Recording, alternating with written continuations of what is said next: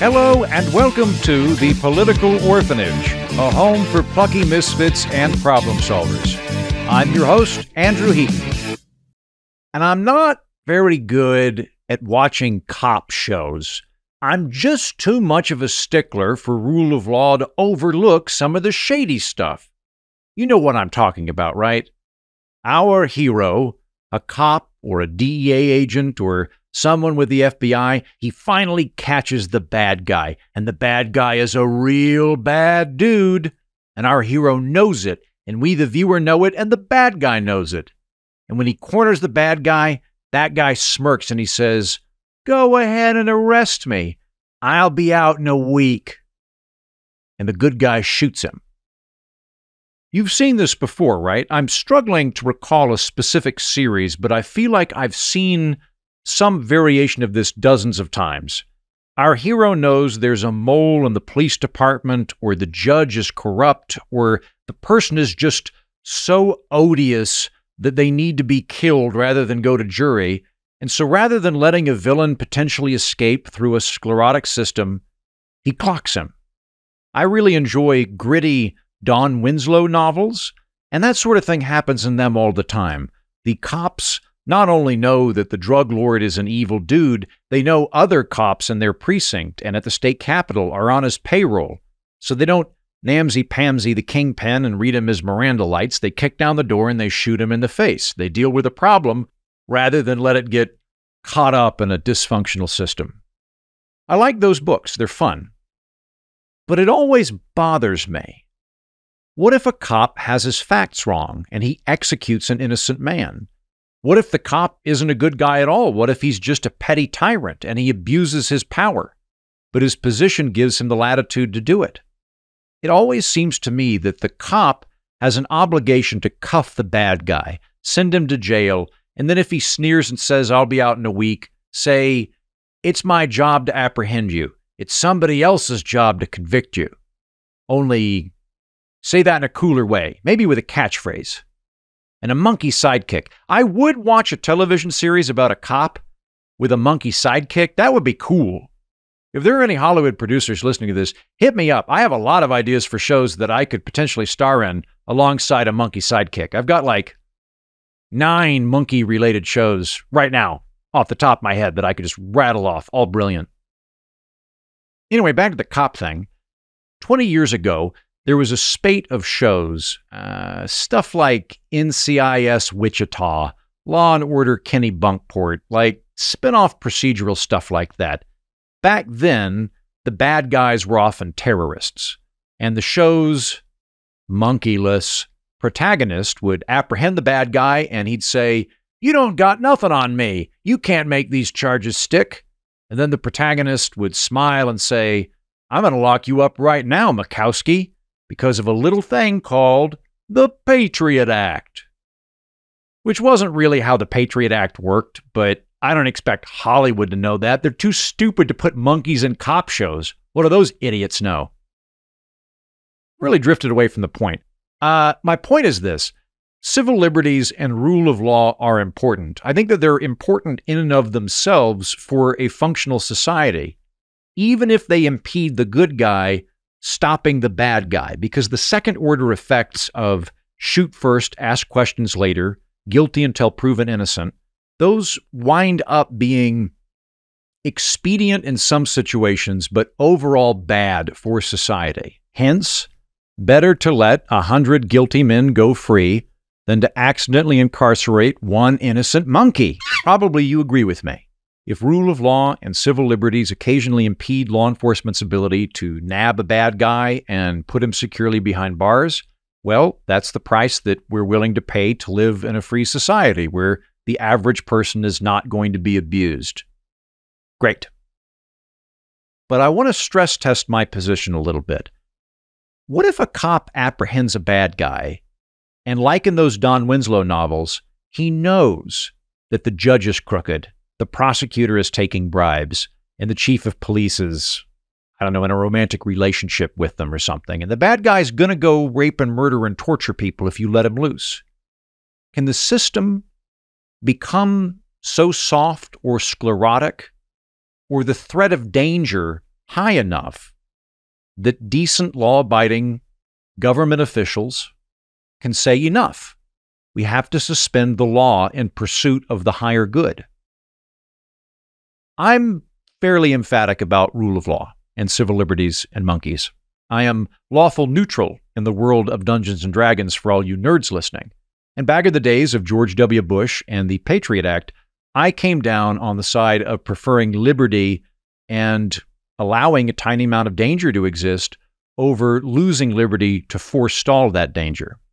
But I have to say, my guest today and the story that we're going to discuss gives me a lot of pause. At the very least, it makes me feel less certain about my position and makes me wonder if there's some balance or bright line that you eventually can cross. It made me think a lot, and I'm curious, listeners, as to what you thought, which you can express on the Patreon message board following this episode.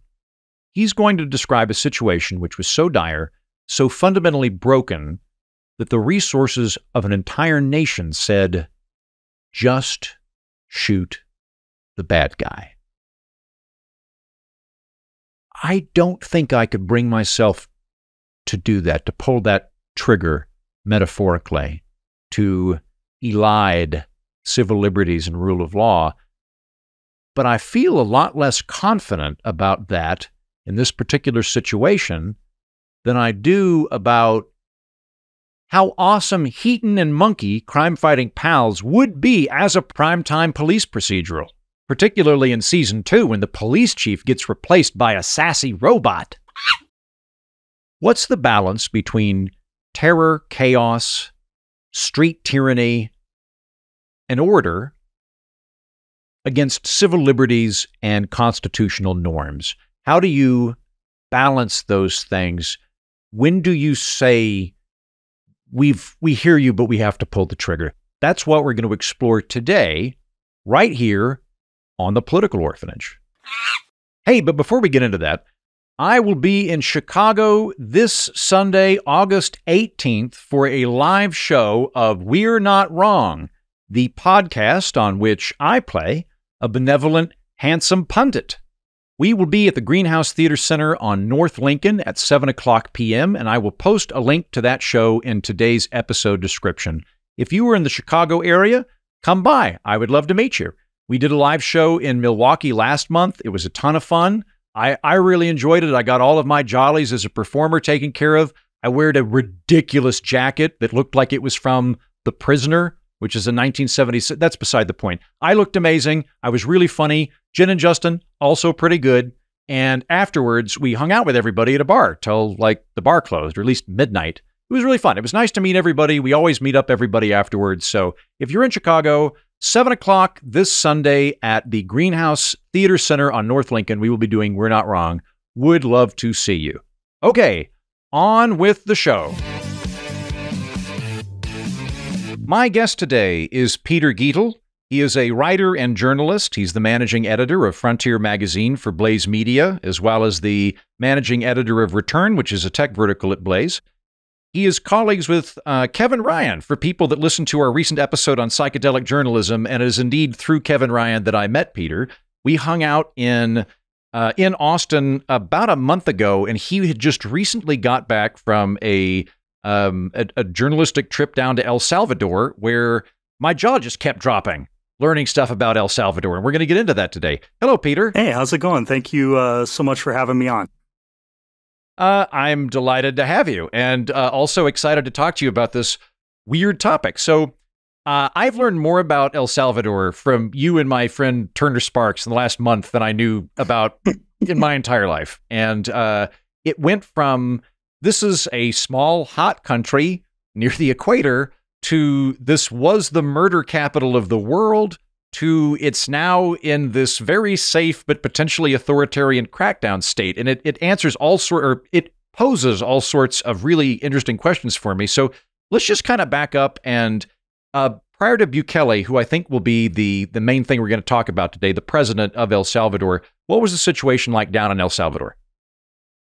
Well, and I mean, to be fair, I did not know a ton about El Salvador until preparing for the trip down there and trying to read more and, had talked to some people that had been down there, and they were kind of telling me about this radical transformation that was underway, how interesting things were happening with Bitcoin, and also the safety situation, which is now, they claim to have a lower murder rate than Canada, which is quite the thing, since I assume most people, the most dangerous thing in Canada is slipping and falling on the ice. But well, I guess they claim that, and I hope that's true for the good people of El Salvador, but I'd want to see where the stats are coming from.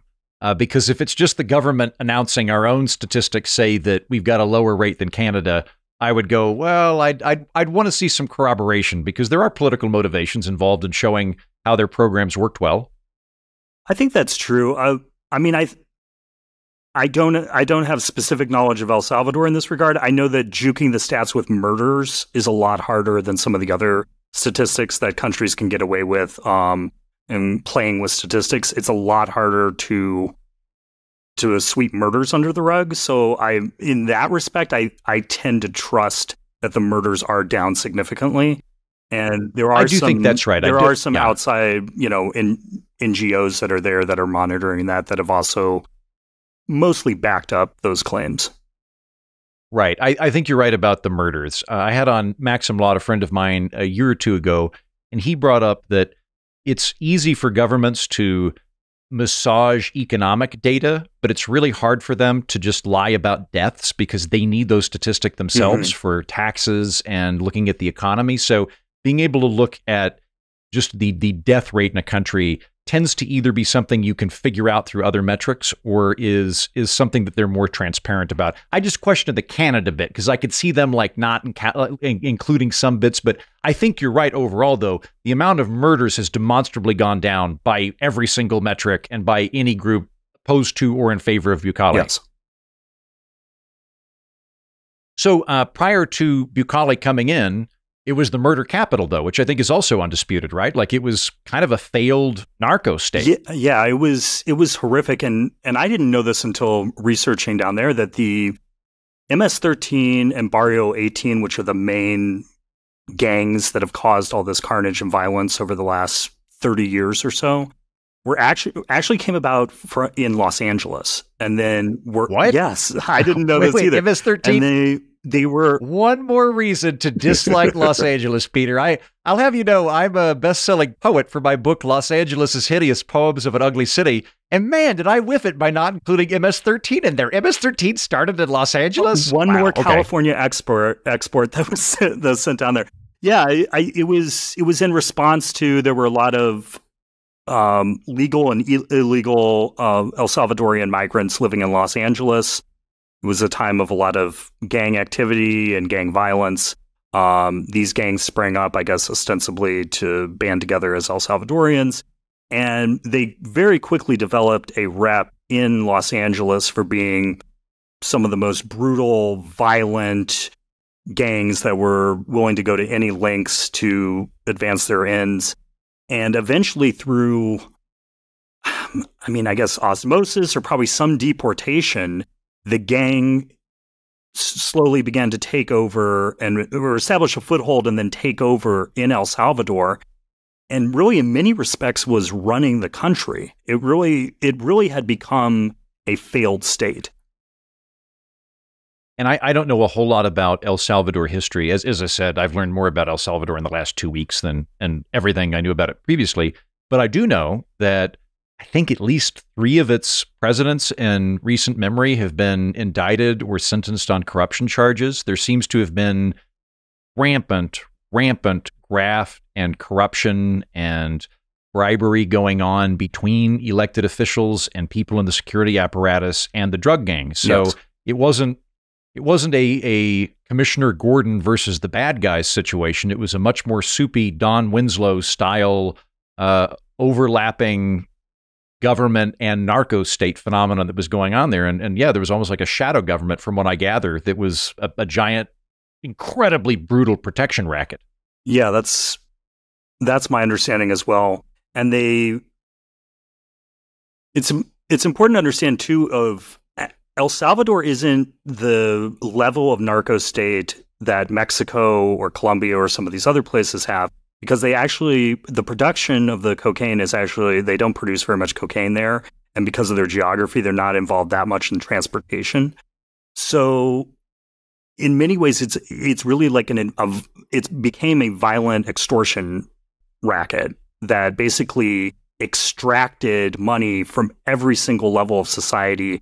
From even, I mean, I heard stories, I don't know if this is true, of extorting homeless people for the change that they begged for on the street. So it was clearly so they were involved with lots of, kidnapping, ransom, extortion, violence, murder, but less the pure narco profits that you would see like in Colombia or Mexico currently.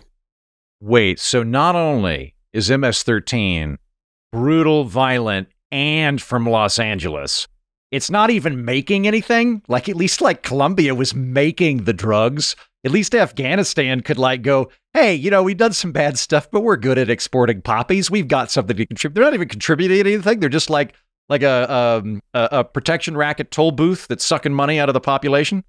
I think it's very analogous to see it as a parasitic leech that was siphoning off 30 to 40% of the money in the economy. Really? Like 30% of GDP, that level? We're not talking about like just pocket change for people to operate their restaurant, but like sizable drag of the entire national product. So all I can go off of is anecdotes and people that I spoke with on the ground there, and El Salvadorians who kind of were explaining what it was like under there. I don't have advanced economic studies in front of me, and I don't know if they did these as well, but it was interesting. I spoke on the way down there. I sat next to this grandmother who had actually fled El Salvador because of the violence in her 20s and had a scholarship to a U.S. college. And she built this amazing life in the U.S., and her husband owned like 2 restaurants, et cetera, sent her kids to college. So they're actually going back to El Salvador to retire and to live there. And it was really interesting what she was explaining, what her family went through. And she gave a story to kind of illustrate that there was a woman who was a housekeeper, some sort of domestic person for her family down there. And her husband sold ice cream on the side of the road. And, so they would basically extort this man for $150 a month. And he only made around, she said, $400 in profit of selling ice cream on the side of the road. And she said, you can extrapolate that through the entire economy it was basically 30% of any revenue that was getting made or any product, they were extorting it to the gang. And anecdotally, we've seen evidence that this is somewhat accurate of just the economic explosion that's happened after this crime crackdown, because there was, all of a sudden everyone has about, 30% more money in their pocket because they're not getting extorted by the gang. And there's also, there's incentive structures that are in place as a result of that. Like I would assume that they were not a necktied, just flat rate type organization that came in and went, we're just going to take 3%, even if I would assume they're like, no, you're going to give us X amount and we'll kill you if you don't. But regardless, in places that have low economic security for obtained capital, there's a disincentive to work. Mm-hmm. There's a disincentive to build things. So I bring it up a lot. But when I went to Albania a few years ago, the local government's corrupt. The banks are corrupt, at least where I was hanging out at the time. And so very rationally, the people that are in that environment go, I'm going to earn enough to get coffee and money or food for my family, but I'm not going to put in an extra 20 hours a week knowing that extra money is just going to wind up yielding some crook's bank account. Mm-hmm. And so there's less of an incentive to build up infrastructure, to do capital improvements, to just expand things in general, as opposed to just, get by. Yeah, I think that's completely accurate. And I talked to a lot. I was trying to talk to as many El Salvadorians as I could about, what they'd gone through and what they had seen. And at least everyone that I spoke to kind of backed up this story. And quite a few of them alluded to what you had just said, of it really was a disincentive to work harder, or why am I going to why am I going to break my back building some business or starting a new thing or taking a risk when I know that I'm going to be extorted and I know that it's going to be really difficult to make any sort of profit when you're paying taxes and then you have to pay an additional tax to MS-13. Also, I think that most of the rancor that we have for MS-13 should be reserved for the rapes, torturing, and murder. But I will for a moment just point out as a secondary matter, 30% is a high rate. That's a very high rate of like business going, like that's the profit margin there's very, very high. Again, murder, rape, torture, much worse. But from a business perspective, 30% is really high. So like when we're having economic conversations in the United States, I think we are rightly concerned with taxes, which are going to be regressive because they're going to affect people that are poor more, that have less income to spend. So for example, like I am critical of tag fees on cars every year. I think that I think that there are ways to get the same security benefits of knowing who has what car without having to charge everybody for it. And I wouldn't mind paying for that out of income tax as opposed to cars. The reason for that is that poor people don't have as much income to spend. So when you hit them with an upfront sum or a large chunk of their income, they really, really suffer. They get really, really squeezed. And it sounds like everybody was getting absolutely squeezed by these gangs down there. Yeah, it was, I mean, the stories that I heard from people and, things I've read also in the news, I mean, it was truly a failed state. And the biggest takeaway that I experienced down there was I could tell that it was in the middle of a extreme societal transformation, because I think that it's hard for us to kind of grasp here in America, where we've lived with our entire lives with, we can criticize a lot of things that are going on with the government and all kinds of things, but for the most part, we're living in a relatively safe society that has rule of law, that has court systems, that has ways to redress issues in the society without turning to violence.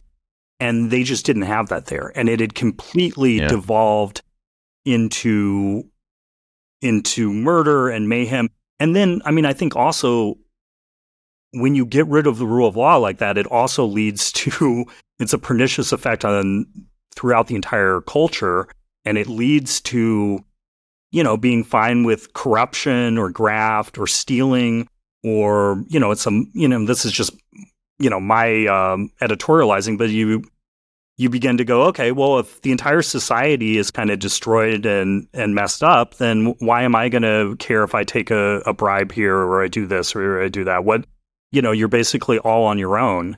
So it really had, I mean, what they told me and what I spoke with people that lived there, and, I talked with a lot of different people, from waiters to Uber drivers to congressmen, entrepreneurs, people that had lived there for a long time, people that had, like that woman and others who had been living in the US and were now immigrating back, which was interesting.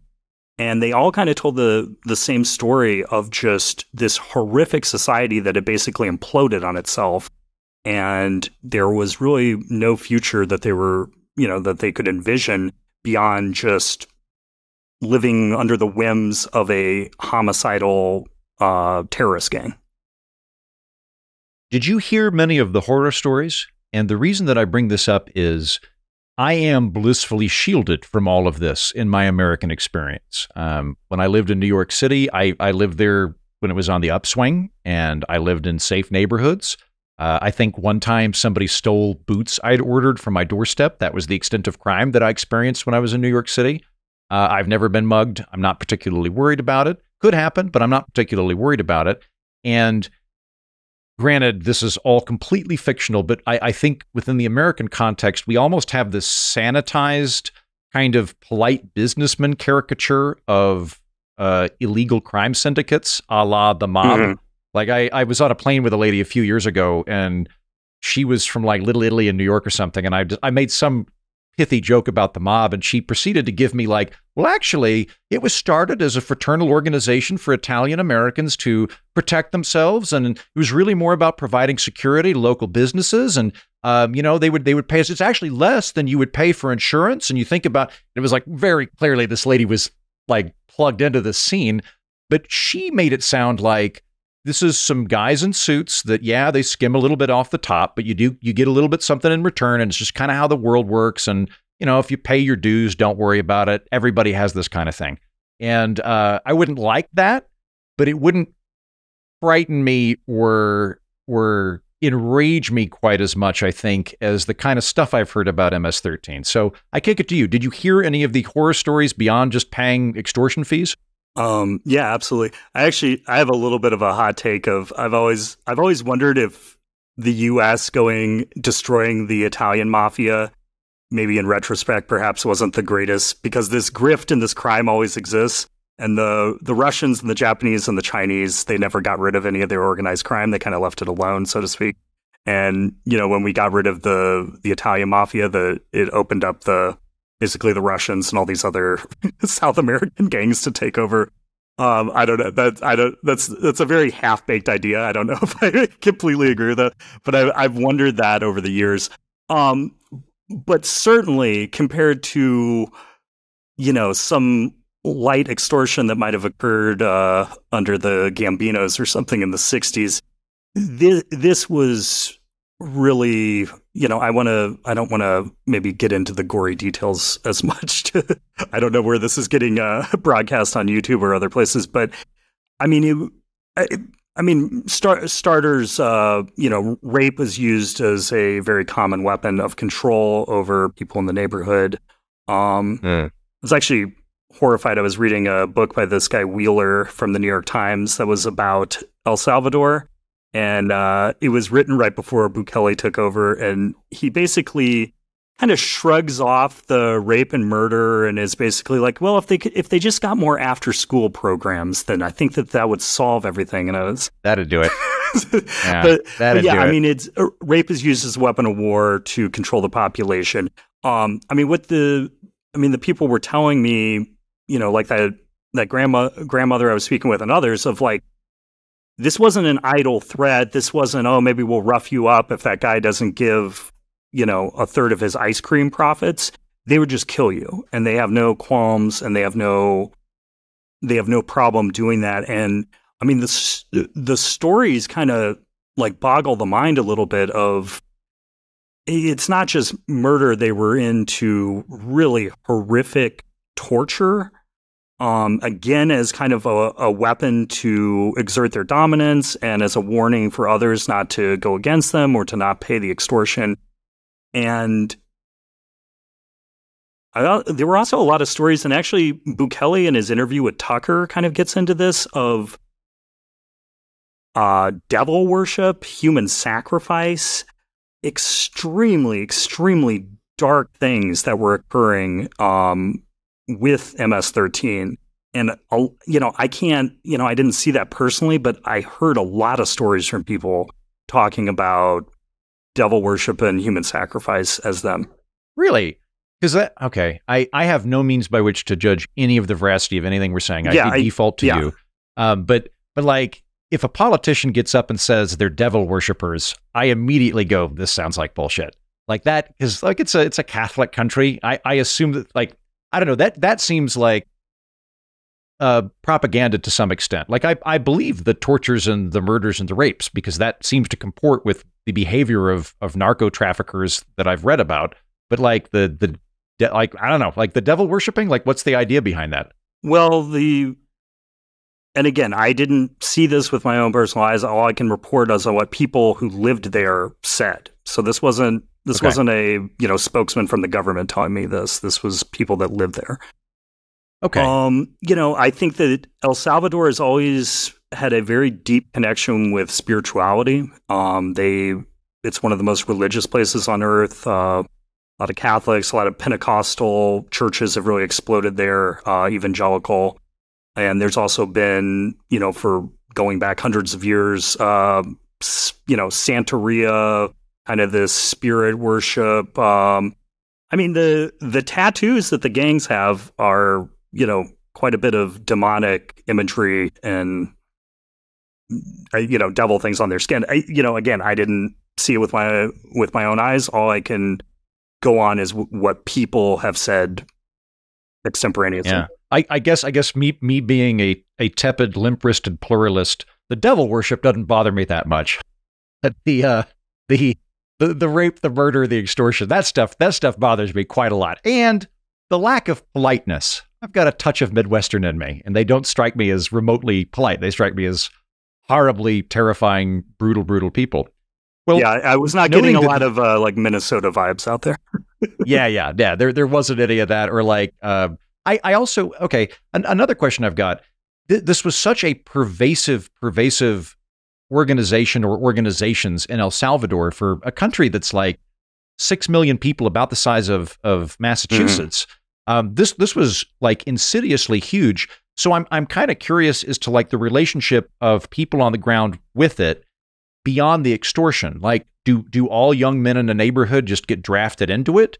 Is it something where, like, if you don't have a job, you're probably going to, I mean, I hate to get into the New York Times guy, we just need more after school special type camp, but I wonder if it's so huge, are most people in town kind of like, well, I've got a cousin in it, my brother's in it, like, or was it truly separate? That's a good question. I mean, again, I'd have to go, just some stuff that I've read and then talking to people there. It seemed that the people that made up the, especially the soldiers in the organization were definitely heavily recruited from the poorest areas of the country.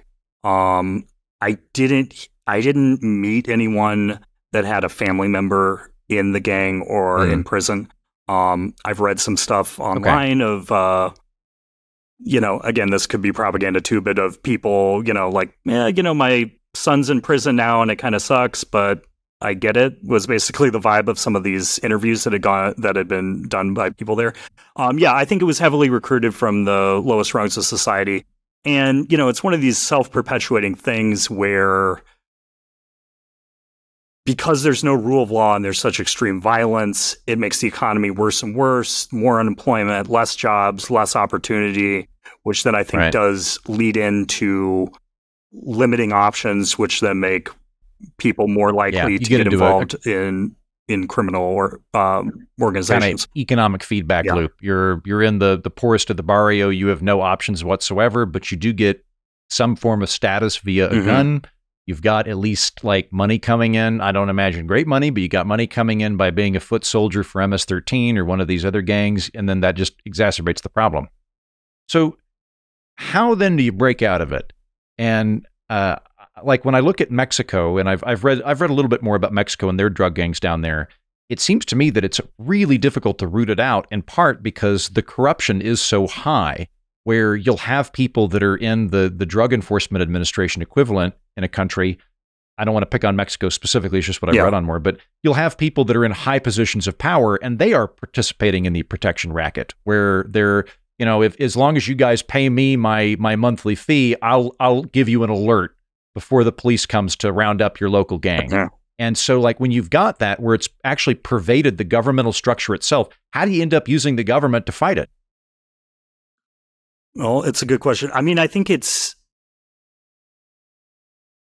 analogy isn't exactly one-to-one, I think, in Mexico, because, again, there's the landmass and the amount of people there, and then also the amount of money that's at stake because of the cross-border transportation of the drugs kind of changed the paradigm a little bit there. I think that the government was corrupted in a sense of like there was definitely ties monetarily into money that was coming from MS-13 or vice versa of there was some connection, but obviously MS-13 wasn't running the government and states in the same way as maybe the Zetas or some of the other cartels in Mexico seem to have like actual Sinaloa cartel or whatever it is, where they're power. Right. I think that, what Bukele came in and instituted, and they had tried to do this in fits before. He wasn't the first one to do this, but basically suspending the Constitution and habeas corpus in this program called Iron Fist. And I think that he had a core group of the military that became loyal to him and became loyal to the idea that if they went down this route of doing very extreme things, that they could take back their country. And I think a lot of it is tied to Catholicism or religion as well. Of Bukele is very much, he talks very openly about his religion and his belief in God, and that this is a battle between the forces of good and the forces of evil. And I think that it's rallied a lot of the religious Christian people that were in the military to his side to believe that there was, I guess, pun intended, this was a crusade that they needed to take back the country. Well, I would also just assume that would be an issue that you could get broad populist support on. Like, it's difficult for the guy selling ice cream off the highway to, arm himself and fight off a drug cartel. And you do that piecemeal where you've got the guy selling tacos, the guy selling churros, the dude that runs the garage. Like, it's very difficult for individuals like you and me, or particularly any individuals in that situation with low income, to organize in such a way to fight off a murderous paramilitary organization with lots of guns and money. But if you have somebody that's running a campaign on, we are going to root these guys out from, stem to branch, I would think that would have popular broad-based support. So being able to get the country behind it would be a lot easier. Yeah, I think so. And I think it's backed up by the fact he was elected with, I think, 92% approval rating, or his party was. And I mean, I haven't seen any allegations that was skewed or that was lied. And he seems to be legitimately, he has like dictator levels of popularity, like bullshit dictator levels of popularity. But yeah, same thing. Like I've read several articles about Bukele. None of them that I've read from like The Guardian, for example, or the BBC, have alleged that his 92% popularity right now is falsified agitprop. Like, they all kind of concede based on what polling data shows that no, he's just very popular for taking on the gangs. And I mean, I because I think it would, I was trying to think of down the road writing the article, I was kind of trying to find someone to criticize the policies and him, just as kind of a counterpoint in the article. And, okay, I was only there a week and I talked to, 100 people, probably more. That's not the biggest sample, but I literally could not find somebody who did not like his policies. I talked to a couple people who didn't originally vote for him and were kind of suspicious, but then since then have liked the policies and now support him. So I, take that as you will, but I couldn't find anyone who was like, no, this is terrible and we can't believe he did this. Mm-hmm. We'll swing back to the gang warfare in a moment, but let's now introduce the Bukele character. He is, I want to say he's a third-party candidate or an independent candidate. He now is the head of the Nueva Ideas Party, or the New Ideas Party. I think that there was some weird ballot access stuff where he couldn't actually run that way, but once he got in, he was able to do it. But yeah, kind of, where's he come from? How does he fit into the political landscape? He's kind of an interesting character who, his family are actually Palestinian Lebanese Christians originally that came, I think, in the 70s, somewhere around that time, maybe a little bit before. And there are actually quite a few Palestinians Palestinian Christians that left from, Israel, Lebanon, Palestine to start a new life in El Salvador. I think he originally was a man of the left. I think the very populist, very left wing. And he was kind of frozen out and not allowed to run through the traditional left. They were able to use politics to block him from running on the left. And so he just went out and decided to start a new party that was basically, I would say extremely populist. I guess he's considered kind of right-wing now because of the extreme anti-crime policies, and, the economy's kind of has some libertarian vibes of opening up to Bitcoin and a lot of different projects. But I think that he very much came from the idea of, populist left-wing Central American politics and thinking. Okay. And side note, his father, who's from Palestine, as you mentioned, converted to Islam, I think after he was an adult. And so his father is an imam who started multiple mosques in El Salvador. I didn't know that. That's interesting. Yeah, you've got, I think his grandmother was Greek Orthodox, his mom's staunch Roman Catholic, he's Roman Catholic, but there's a whole lot of different things going on. I'm sure they have a fascinating Thanksgiving. Or not, they wouldn't have that, would they? Whatever it is that they have at El Salvador. Thanksgiving is, yeah. I'm sure it's a El Gracias Day is probably a really fun conversation for the family. Okay, so he gets elected. He gets elected as a third-party candidate. I would assume that the old two parties, that the conservative equivalent, the progressive equivalent, were both kind of ineffectual and perceived as ineffectual in terms of this rather central gang element within the country. Yeah, that was, and again, they had tried. He wasn't the first one who had tried to crack down on gangs in this way. There's a pretty heavy-handed effort, I think, in like 2000, 2001, around there. But yeah, and I believe he barely won and barely came into power, and then instituted this idea where they were going to kind of get the military, a core group of the constituency of the military that he could trust and believe in, and then really just go after the gangs in a really intense way. And I think the only way he was able to do that was to get the courts on his side to declare a national emergency and suspend the Constitution in order to really wage the war that he felt needed to be waged to bring him under control. Yeah, so like, what does he do? What is the crackdown? Well, the crackdown begins of, again, I think in the background it was kind of all hush hush kind of court decrees where they declared a national emergency. They declared that this was a terrorist organization that was threatening the country. And because of that, they could arrest people based on suspicion. They could arrest people based on the tattoos they have. They could hold them indefinitely without trial. A lot of the gang members that had been arrested previously, they would do these work release or home confinement type situations. They got rid of that. They built a very intense and very scary prison to house all of the new arrestees that they were going about. And then they kind of just unleashed this policy all at once across the country. And I mean, I think in the first 2 months, they arrested something like 40,000 people, somewhere 35,000. Yeah. I saw a couple different numbers, but it was a lot of people very quickly were arrested from this. I think within the first year, it was up to 66,000 people. And I've seen estimates as high as 75,000 people. Yeah. El Salvador is now finally beat America as the country with the highest percentage of its population in prison. I believe it's 1% of the people in El Salvador are behind bars at the moment. And yeah, like year one, 75,000 people. It was a massive, massive dragnet. We'll get into some of the constitutional elements that were suspended, but two things that I've heard that I'd like you to comment on, either for if you talk to people about them or if you can attest to the veracity of them.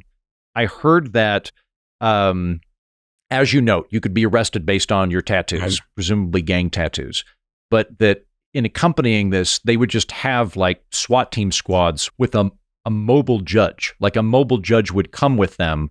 That way they could conduct sweeps and then just get permission from the judiciary, like right there, for him to go, yep, I consent to this. You've got an official warrant, lock them all up in the paddy wagon and take them to prison. Yeah, that's my understanding of what they were basically just going around and dropping very harsh sentences basically in the moment, almost like military tribunal style. And sending these people away to prison, I guess ostensibly with a trial, but a very, not perhaps the version of a trial that we would understand here. It was, I think it's fair to be realistic about this. These were extremely draconian, intense, harsh policies that they instituted against this gang. And, it seems like there were definitely probably people that were swept up in this that maybe weren't as involved or maybe weren't involved anymore. There's certainly been stories about that's come out of people. Not everyone maybe was a murderous, crazed killer that's been swept up in this, but the population and the government felt that these policies were needed to wage the war that they had to fight against the gang. Some of the things that were suspended, I mean, basically the Constitution was suspended in terms of due process, right? The freedom of assembly, freedom of association, right to be informed of your reason of arrest. I am less bothered by things that were draconian for prisoners. Like you mentioned the work release program. Like they really, really like put the gate down on prisoners, where they went during this like hit the red button, all hands on deck crackdown moment. They're like, okay, all prison inmates are confined to cells for the next month or whatever. And they, no more communications. You don't get to talk to your family anymore. And that to me makes reasonable sense, because they're trying to cut off whatever communications going on between party bosses who have been put to prison versus the outside, so that they can't just run it, like El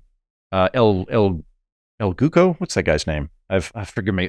There was a drug pen in Mexico who's basically able to run his entire thing from a luxurious carpeted cell in prison that had a big screen TV and a wine cooler and stuff. So they're stopping that from happening.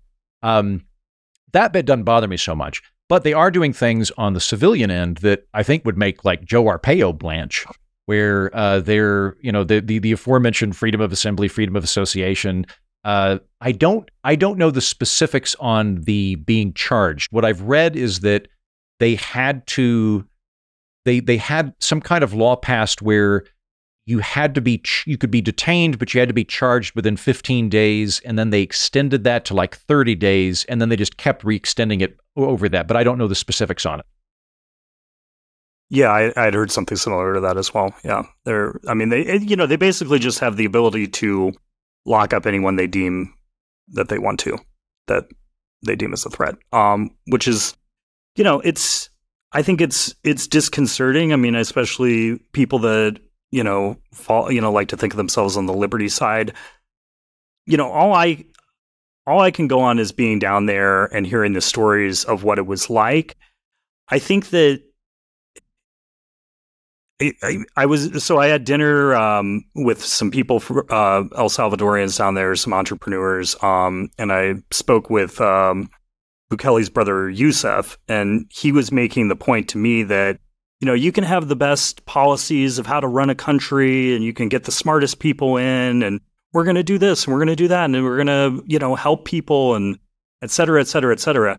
And he's like, none of it matters if you don't have rule of law. If you don't have the rule of law, there's nothing that you can do to improve the lives of the people, to improve, any sort of healthcare. I mean, pick a policy that you want to try to work through to help a population.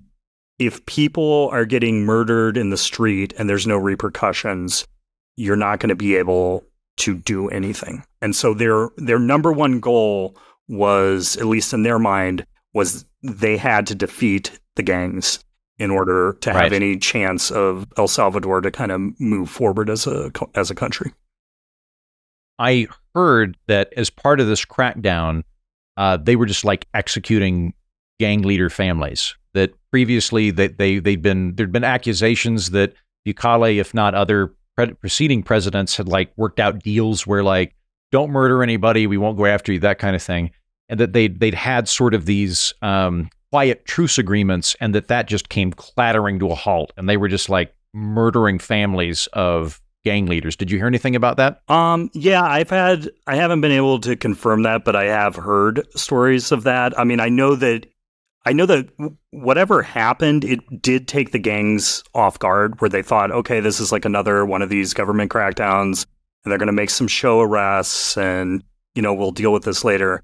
And they were completely taken aback by the alacrity and the sheer numbers that were hitting. And they were going, I think, like barrio to barrio with just overwhelming numbers of soldiers, and being very loose with the violence and the executions of anyone that they thought was a threat in the moment.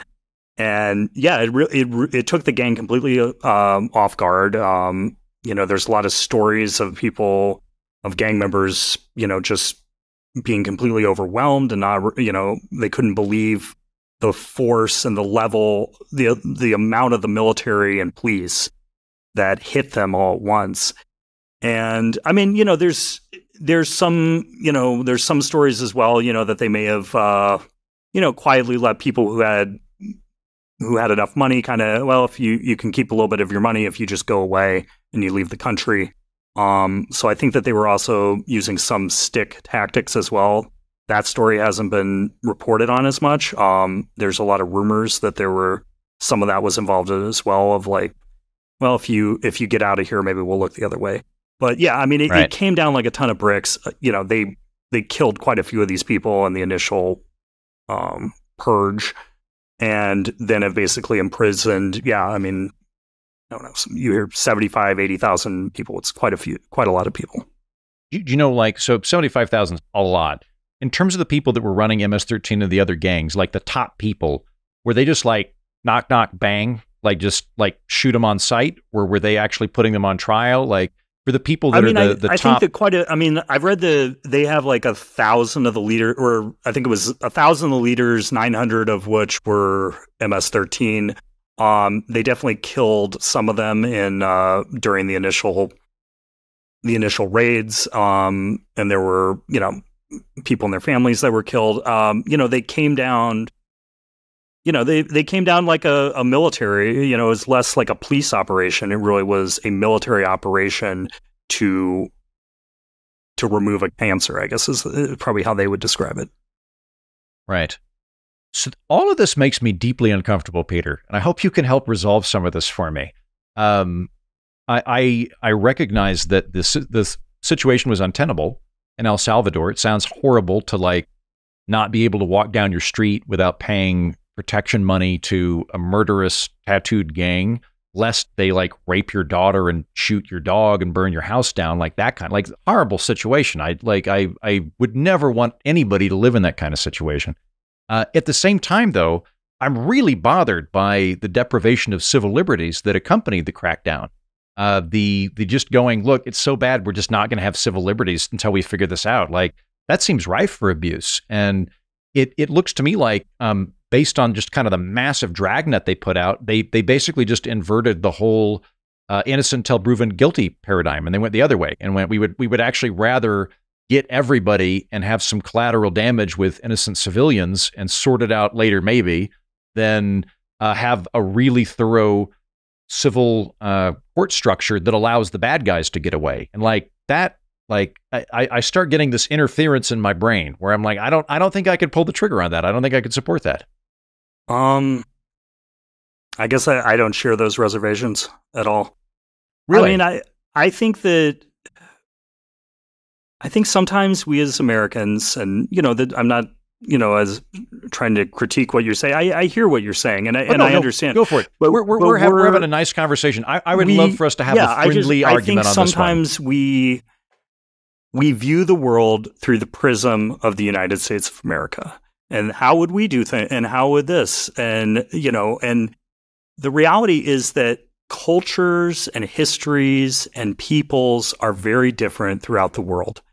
And in my opinion, the country had no future.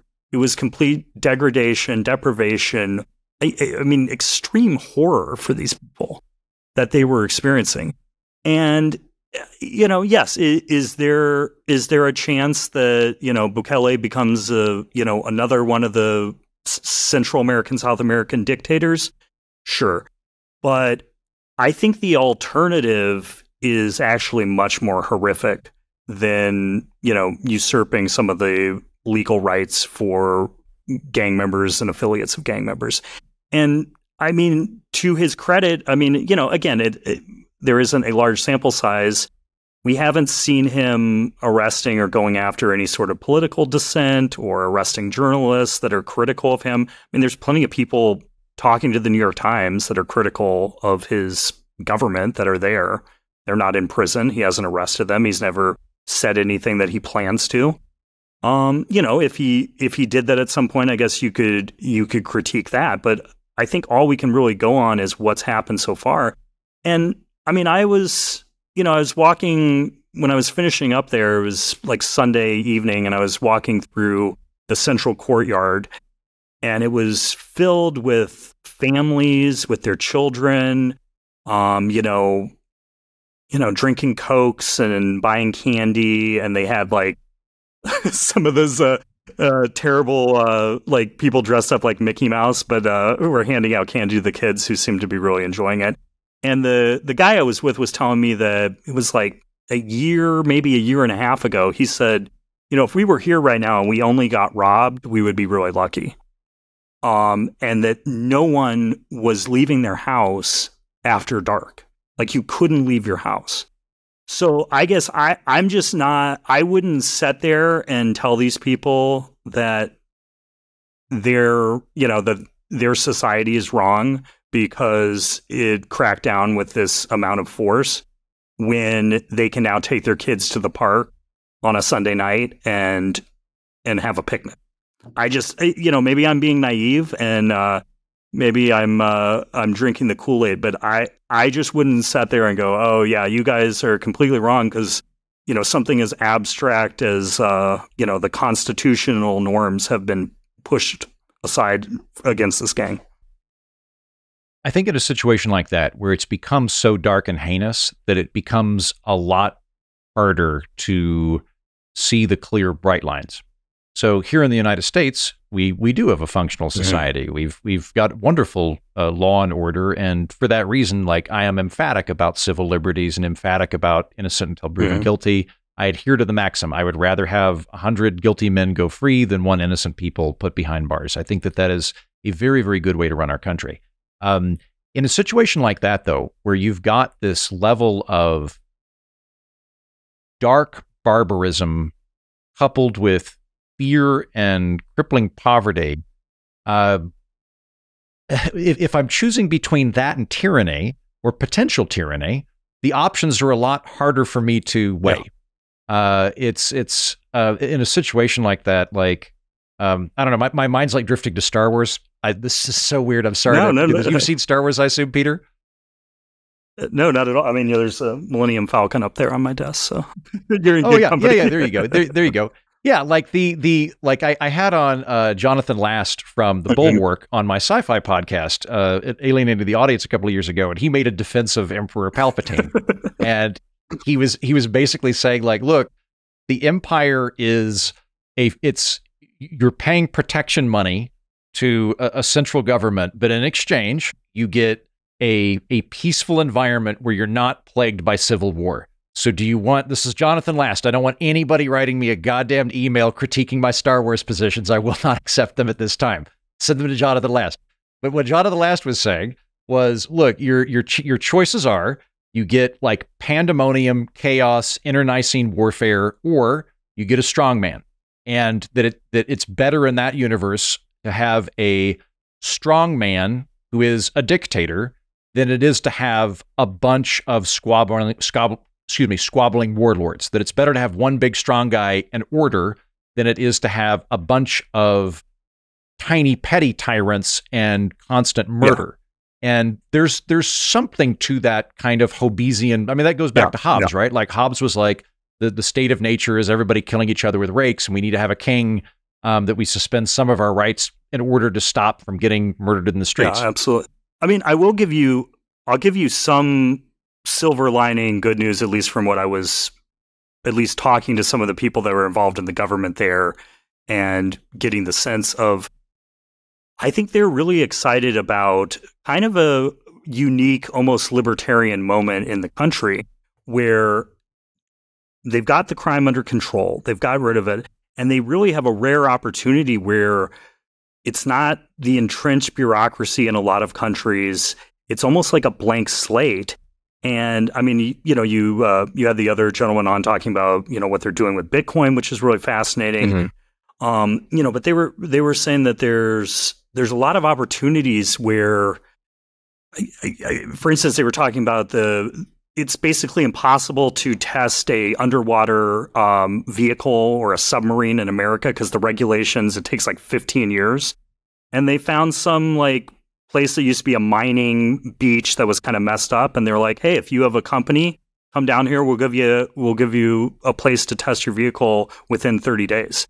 And they're really trying to think outside the box and attract a lot of companies and people and thinkers by adopting a more libertarian idea of government hands off. Let's help, hands off. But then if we can help facilitate people coming down here and experimenting and creating and building, they want to do that, which, that's at least in my mind, that doesn't sound like the ideas of harsh totalitarians and their plans to control the country. It seemed much more that they wanted to, let innovation free and let people create and build down there, which was, I hope that that's true. And I hope that they were telling me the truth when they said that. Yeah, and I applaud that. When you've got countries that are experimenting with economic innovation, specifically economic innovation grounded around free enterprise, rather than just, yet again, having one guy allocate the nation's resources, which we keep trying, doesn't seem to work real well. The next time, though, this next time it'll... The next time, because now we've got computers. We haven't really tried it yet. Yeah, a command economy, but this time they're wearing sweater vests, so it's okay. You don't need to worry. So I applaud that bit. The civil liberties does bother me. I don't think I could get over the hill. I can see why people would do it. And also, like, I'm recording this in an air-conditioned studio in Austin, Texas with my dog, and I leave my door unlocked. Nobody robbed me. So, like, I would wonder how much of opposition to him is correlated with how cushy your life is. Because, like, my life's very cushy. So I can really go out on a limb and go, no, I would stand for civil liberties, and like I'm a deontologist when it comes to civil liberties. Like, the truth and justice must be done, and that is the first order of business. But if I were getting roughed up on the street all the time, I don't know that I would have quite so lofty ideals. I don't know. You're making. I hear your point though. It's a valid point, and it's it's something to look at, and it certainly could go. We've seen this thing go wrong quite a few times in history, but yeah. And what I'd worry about for El Salvador, based on what I've read, I don't think Bukele is a dictator in waiting. Maybe I'll be wrong about that, but I don't get the vibe from him based on what little I've read. I think he is a kind of super anti-crime Bitcoin bro. Is my brief interpretation of him. The bit that would concern me with him is I don't think he's accumulating power in order to become a dictator or become a tyrant, but he is accumulating power. He's pushed out people from the opposing parties on the Supreme Court. He's been able to staff the courts with his own people. They're very likely going to suspend the term limits on the presidency. And I don't think he's doing all of that in order to like appropriate the nation's wealth and create a harem and jail or kill his political leaders. But whoever comes next is going to inherit that entire apparatus at their disposal. And so there's no guarantee that by concentrating all that power in the office of the presidency, that whoever comes in next is equally reserved and just loves Bitcoin and doesn't like crime. Like that's what I'd worry about. But then again, maybe that is a second order consideration. What I'm talking about is hypothetical. I think it is getting raped and hypothetical. murdered in the street is real. The concern I would have too is, and I was expressing this of, not that hopefully I didn't drink too much of the Kool-Aid while I was down there, but, these things can change so quickly in somewhere like Central America, like El Salvador, that, let's, for the sake of argument, let's assume that Bukele is a great person and has great intentions. If for some reason the government failed or something, you could have a lot of these problems come up again. And, there's still apparently 30 or 40,000 members of the gang that have not been arrested that are still free.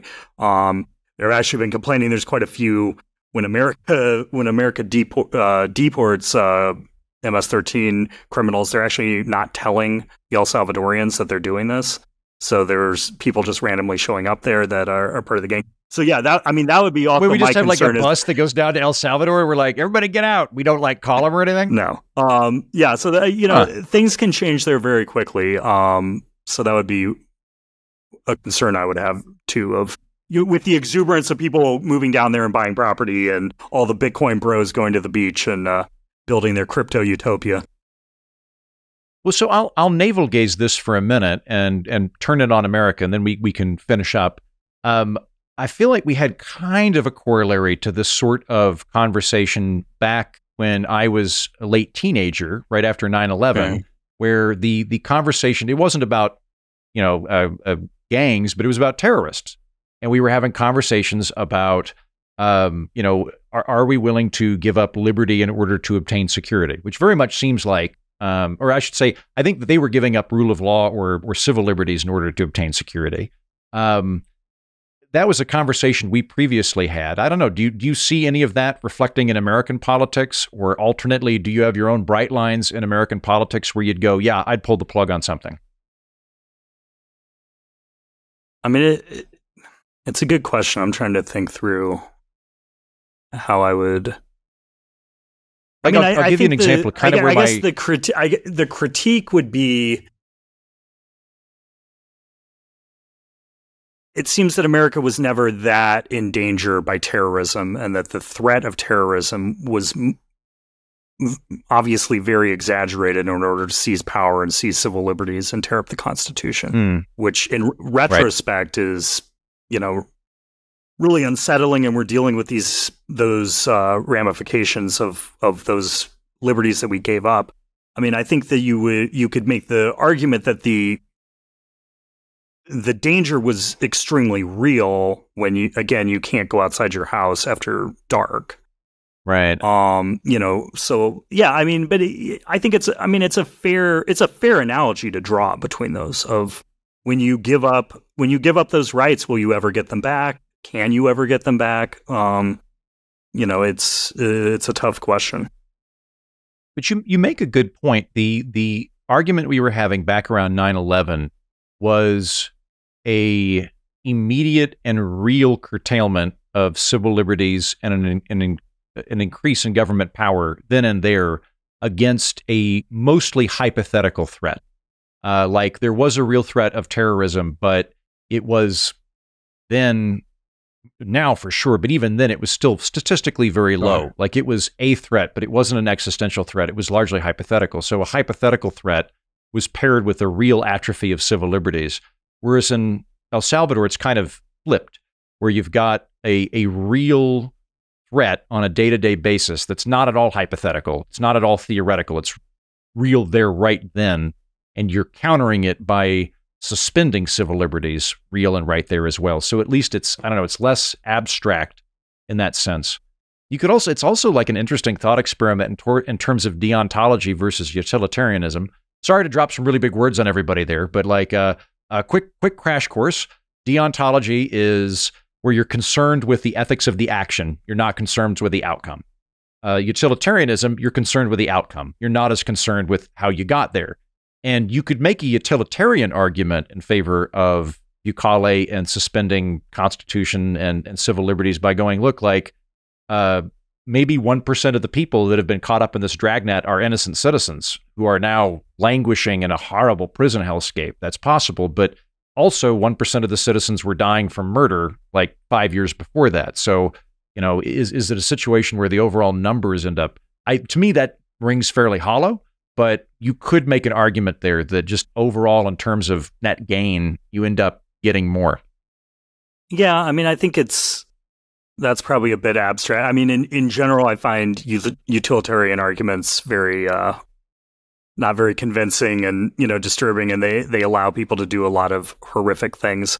Again, I can only just go off of the people that I spoke with on the ground there and how they described their lives had changed under these conditions. And I mean, that in some ways, that's kind of, that's my job as a reporter or journalist, is to really just go in there and, try to talk to as many people as possible and get the sense of what's happened. We're not data scientists. We're just have to, tell the story. And the story that was told to me was people were extremely excited about the future, about the ability, on a day-to-day basis to be able to leave their house at night, but just in general that their kids might have a future and that their El Salvador might have a resurgence and to come back and, you know, be proud of the country that they lived in and to not live in horror anymore. And, you know, I'll be honest, to me, it was a compelling story that they told me. And, I came across that story, you know, it's not like North Korea or anything. It's like I was talking to people, a waiter in a restaurant. They're not afraid that they're going to get arrested if they say the wrong thing to an American who's just asking me. So It seemed very genuine of the stories that I was hearing from a wide range of the society. Yeah, I mean, I think the popularity is not in dispute. I think that is everything I've looked at is like, yes, it is wildly popular measures. The vast majority of the population thinks that the drug gangs were so brutal, so violent, and so pervasive that drastic steps were needed. And somebody like me that comes in and goes, wait a minute, we got to give everybody these precautions here would have created a sieve that would have stopped the phenomenon from coming to a head. I think that's probably the main argument there. I don't know. You could also kind of make an argument that, like, you already had tyranny. You just had tyranny going on from gangs. And so you sort of, well, I don't know. I'm getting abstract and pulling strings and stuff here, but like, it seems to me that the country was tyrannized on a local level. And the concern now is if it will turn into a tyranny on a national level. But no, I mean, I think that's very accurate. And, you know, if you're living in constant fear and someone with a gun is extorting you, even more so than the government, yeah, I mean, that's an extreme form of tyranny. Yeah. Well, hey, Peter, I have very much enjoyed talking to you. This was a fascinating conversation. It's really made me think. And it was also weirdly a pleasure to sidestep American politics for 5 minutes and get my head into another country. I know that you are the managing editor for Frontier Magazine. I know you wrote a feature about your trip to El Salvador in Frontier Magazine. Where can people find it? Frontier Magazine is going to be launching, I think, next week at the Blaze. Yeah, we're really excited about it. It's going to be a magazine it's trying to get away from the culture war issues and kind of focus on people and stories of building and creating and looking to the future in a positive way for the country. So we're really excited about it. Nice. So next week, people, if you want to see Peter's story, you would Google Frontier Magazine Blaze, and it would likely take you there. Great. Peter, thank you so much. Thank you so much for having me on. I really enjoyed this conversation. It just so happens that my friends and colleagues in the world's smartest podcast network, Michael Ira Kaplan and Turner Sparks, they also went down to El Salvador recently for a combination of stand-up comedy and investigating Bitcoin, which I think nicely dovetails with today's episode. So let's hear from Turner and Kaplan about their less bloody, more comedic Bitcoin-y experience. Hey, I am joined today by Turner Sparks and Mike Kaplan. They are humor buddies. They are comedian friends of mine from the world's smartest podcast network. And I wanted to put them on the spot. The tabloids are saying, gentlemen, that you have a travel show in which, in the kickoff episode, you go to El Salvador. Is this true? Yeah, you know, Variety Magazine's been all over us about this. Page 6. Page 6. Follow me Deadline. around. Yeah. The trades are correct. Yeah, I got drunk right. with Piers Morgan, and he told me, and that was, and I was like, all right. I happen to know them. I'll call them up. That guy cannot keep a secret. I never tell him anything. Much. Yeah, he's not involved. So what is the name of your show, and where can people find it? Yeah, so on our podcast, Lost in America, we talk to a comedian every week around the world about whatever the global and news event is happening in their country. So we get the news through the eyes of comedians in podcast form. For this show we created, we were calling it Lost In. The podcast is Lost in America. This show is just called Lost In, and then whatever country we go to, that's the name of the episode. So Lost in else. Remember like Wild on E with Brooke Burke? Turner's the Brooke Burke of this generation. I vaguely remember that, and yes, I agree. Turner is the Brooke Burke. Burke. A show and we know you watched it. Come on. This super hot model would go. She'd be like, "I'm wild on Ibiza, She'd be in a Wild bikini on and Melbourne, Australia, and she would just go and like get drunk with everyone So, in so, town. so there was like a party. narrow bandwidth of countries that she could go to that had to be countries where she could get in a bikini. Like, Yeah, there it had was to be never like bikini there was never friendly. She wasn't Brooke going to goes Scotland or- Greenland. We're- there's we're never now Brooke doing in that. Scandinavia. We basically just stole that title idea and made it Lost in, and then whatever country. and we're I'm in. in a Speedo just to keep up with. No, So for Nice. the pilot episode, it's Lost in El Salvador. And instead of talking to these comedians on a podcast, we go to the country and we explore whatever our topic of choice is in that country through the lives of the comedians who live there. So we decided El Salvador a couple years ago made Bitcoin the currency of the country. President Bukele, who's been in the news recently, of El Salvador, the Who backwards is the hat. Brooke Burke of El He Salvador? is. Now he presidents. gets into Yeah. bikini. yeah, he could. He did it. He made Bitcoin the currency.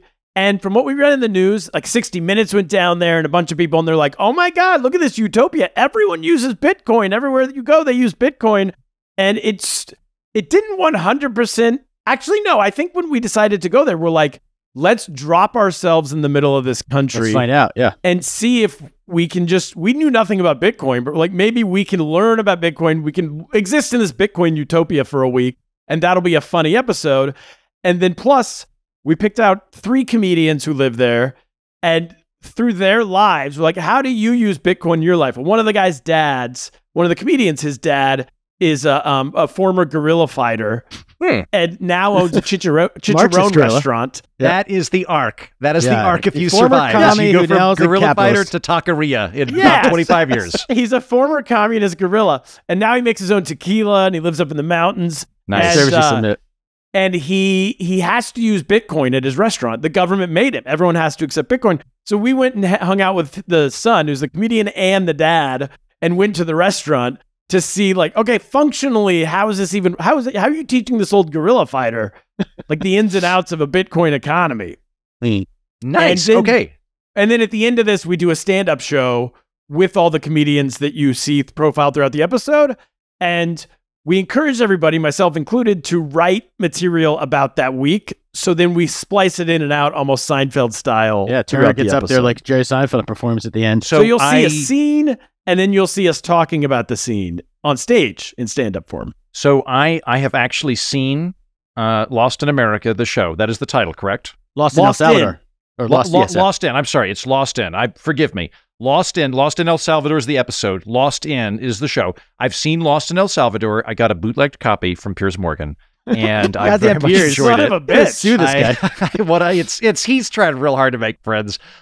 He is very funny. It's very funny, and here's how funny it is. I'm jealous of the format you came up with. I think it's a really clever format because, like, I'm gonna tip the deck on the Lost in America podcast. I don't think you ever admitted this, but I'm gonna tell you guys would actually read The Economist so you knew what was going on in the world, and then interview comedians. So you would come off as like everyman, but you actually were doing research. It was a very interesting way of looking at the world. We're going to do foreign policy and we're going to do international news, but we're going to do it by talking to comedians that are there. That's a funny concept in general. That's also very smart. You've applied that to a travel TV show where you do stand up at the end. That's really clever. I think it's it's got good legs to it. Thank you. If you want to invest, we need money. Could you run a television network, Keaton, by any chance? Yeah, you know what? I'm working on it. So- I don't want to say who it is, but one of my good friends is kind of a gadfly British Rupert media Murdoch? figure. Goddamn Piers Morgan again? Yeah, and I was thinking maybe he and I could team up and do something. So Yeah, you can I'll give it a steal our shot. idea You if you steal the want. idea. Piers Thanks. will be me. You and Yeah. Piers. I mean, Piers Morgan and Andrew Heaton put on man bikinis and go to colder climates. That'll be our thing. It'll be like a supplemental program. So, okay, if people want to watch Lost in, which I highly recommend, where can they go to check it out? Go to youtube.com/Turner Sparks. That is my name. That is my dormant YouTube channel that I've done stupidly as a professional stand-up comedian. I'm the last stand-up comedian on earth to not really get YouTube, to not understand how it can help my career. And so I'm finally trying to get there. So we're going to put, we recorded this 2 years ago. I guess that's one caveat. So there, so we're putting it now on my YouTube channel with the idea of being, we sent it to all the suits and all the networks and they shot it down because, I mean, listen, whatever. I don't know why. They didn't like it. They thought we're not famous people. Yeah, we they actually liked it, but they say we're not famous people. That's what it was. That was the main thing. Yeah. They said, "Come back when you're Stanley Tucci." They best. We had an that guy important person again. say, "This is great. If you're Stanley Tucci, it'd be on the air right now." Wait, who's Stanley Tucci? Because I know of you two, but I don't know who Stanley Tucci is. Well, is and he I even- kind is of he know an- Brooke Burke. He's an Kaplan's actor. like a Hollywood guy. Is he an actor? He's I an don't actor. even know. He's a good character actor who somehow has a reality show where he like travels around Italy and like eats and stuff. And he's famous enough where people, I guess, would watch it. Is their idea? No one watches it. I would Exactly. absolutely watch Steve Buscemi. If you can get Steve Buscemi to do the show with you, I Yeah, think that we're would be a talking. real coup. Now we're talking. Stanley Tucci sold a show where all he does, everyone's trying to be the next Bourdain, Anthony Bourdain, right? Yes. Mhm. But so Anthony Bourdain, the whole thing was he was a chef. He was in a restaurant for like 30 years doing heroin and fighting people. Yeah. And then at the end, the curtain call of his career was going around the world as a professional eater and a connoisseur of food and a chef. And then telling people, oh, I like this food. I like this food. Now everyone's doing the food thing, but they're skipping the whole part of 30 years in the kitchen. Yeah. Who wants to do that? It's a lot of work. Or alternately, they'll like try to have the hard life bit. Like I'll talk to writers occasionally that will like go like, Steinbeck drank like a fish, and I'm like, he also wrote really good novels. Are you doing that? Like, are you Yes. just doing the drinking? I tried the She- drinking like the fish part, but not the writing novels. Yeah. Yeah, it's- you it's- gotta it really inhibited him, if anything. Like it's you need to focus on the novel writing bit. Okay, so go to youtube.com/Turner Sparks. That's TurnerSparks. There's no X. It's Sparks, like sparks from a fire. Turner Sparks. Yes. You will be spiting television executives if you watch this show.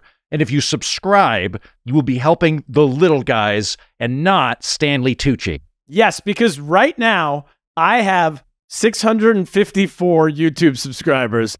I have also been told by the big tech, we all hate big tech, right? That's our whole angle. Yeah. Is that if I can get over 1,000 YouTube subscribers, then we can actually start making money up. We stupidly funded this episode by ourselves. we did Classic do the mistake. thing where you ask a GoFundMe. I'm sure you have friends who like raise money for their independent movie through GoFundMe, and we they didn't all do raised that. like $100,000 to go do a show. We didn't do any of that. We're idiots. Yeah, So total we schmucks. now are in the whole lot. So A lot of bad if we credit get cards. over 1,000 subscribers, then whenever you watch it on YouTube, it's 44 minutes long. It's actually, I think it's a very good episode. When you watch on YouTube, we will then start making money from that. But until that point, until we get to 1,000, Google owns YouTube. Eric Google Schmidt, makes or all whoever the money. yeah. All of the money of you watching the show goes straight to Google. So if you don't want that to happen, just subscribe. Watch and subscribe. I and tell think we your can do friends. this. Gentlemen, I think the listeners of this program can push you over the 1,000 Heaton 1,000 Army. mark. Listeners, don't let me down here. If you're on YouTube all the time, subscribe to this. It's going to be a fun way for you to learn about El Salvador and whatever else comes down the pike. And I would like to learn a little bit more. So I will once again tell everybody youtube.com/Turner Sparks and Turner and Kaplan.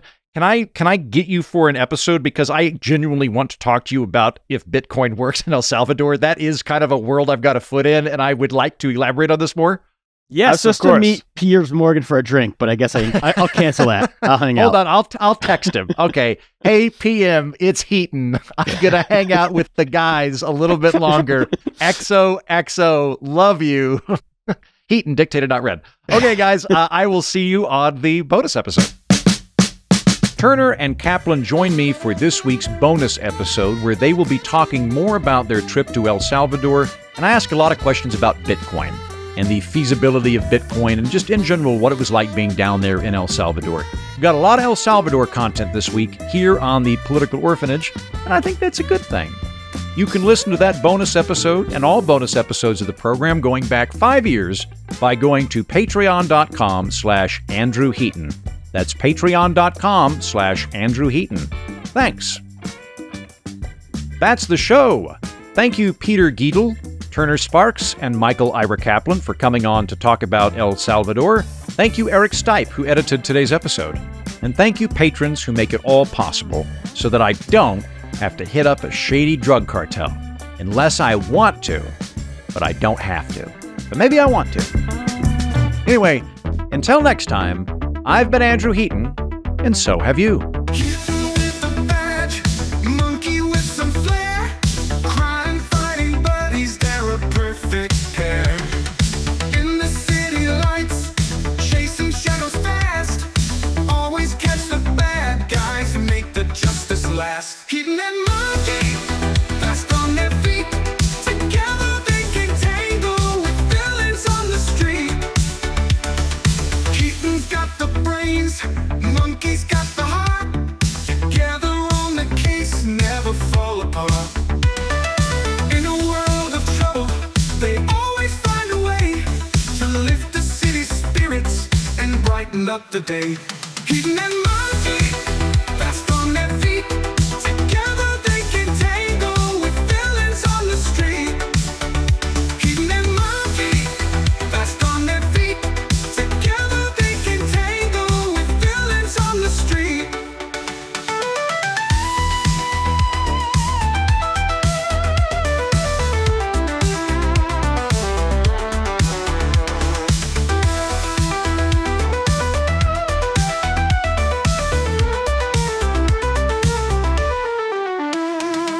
Heathen's got the brains, monkey's got the heart.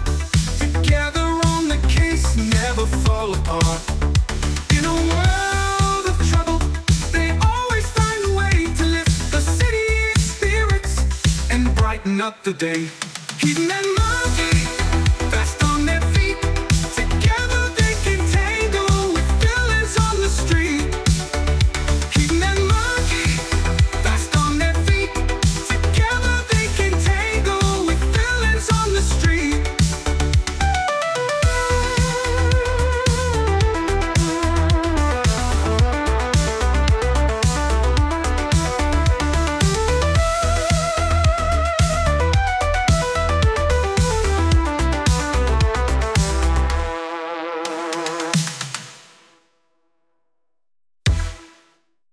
Heathen and monkey, fast on their feet.